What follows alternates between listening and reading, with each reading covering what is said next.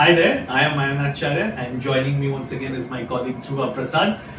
We are here to review day 2 of the 5th test between India and England from their Traston cricket ground in Birmingham. Plenty happened, although on a rain hit day once again. Ravindra Jadeja began the day with his first overseas 100 and following that there were the pyrotechnics from the bat of Jasprit Bumrah. At the receiving end was Stuart Broad, who conceded 35 runs in 1 over, the most by any bowler in 1 over in test cricket. Jadeja and Bumrah, coupled with some good shots from Shami, helped India finish on 416.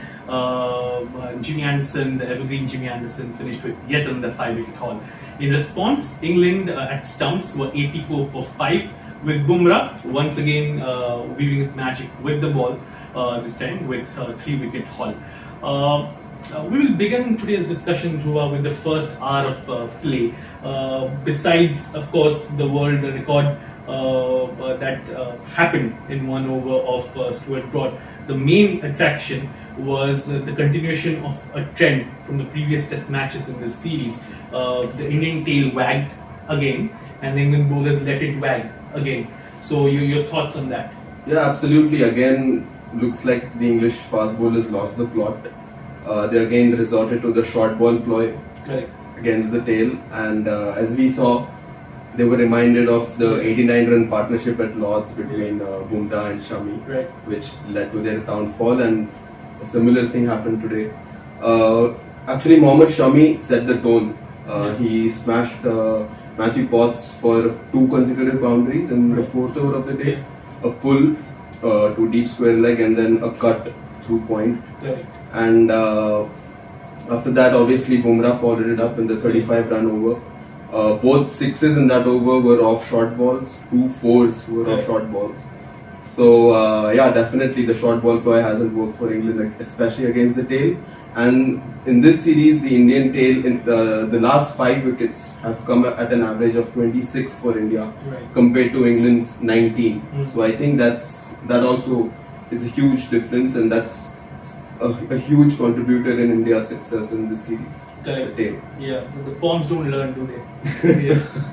So, moving on, one more major attraction in the day's play was, of course, Bumrah, who started with the bat first, believe it or not. And then let me chip in. He went past Brian Lara's record, right, absolutely, of scoring 28 runs in a single over back in 2003, correct, when he smashed South Africa's Robin Peterson. Right, yeah. And Peterson tweeted about it, about how records are meant to be broken, and Bumrah broke it, and in some style, hammering Stuart Broad, who has some experience of conceding more than 30 in 1 over, albeit in a different format, all those years ago in 2007, Yuvraj Singh.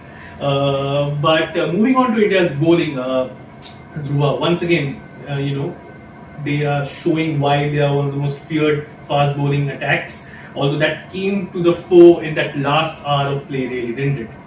Absolutely. The way Shami, he would have got just 1 wicket, correct, but the way he roughed up Root and Bairstow in that last hour, he was getting that metronomic length, correct, before tea, keeping it at a good length. Absolutely. But then he pitched it up after tea, right, and they didn't look comfortable at all while he was bowling. Yeah, absolutely. And well, Siraj did get the wicket of Joe Root in the end. He had him caught behind, but he really has Shami to thank for it, doesn't he? And Shami could have had Jack Leach over before then.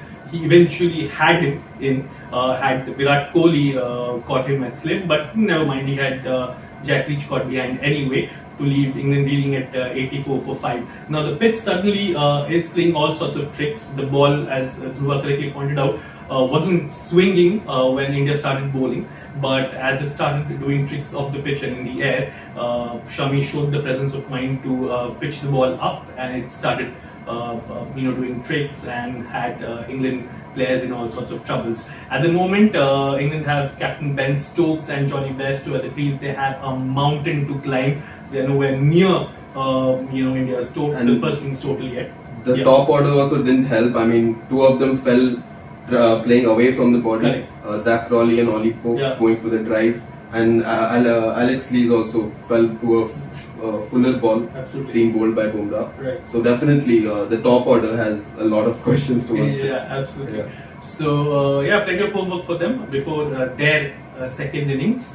But that will be all from our side. We'll be back with more analysis and review of the third day's play. Until then, this is Ayan Acharya signing off with Dhruva Prasad. Thank you so much. Thanks.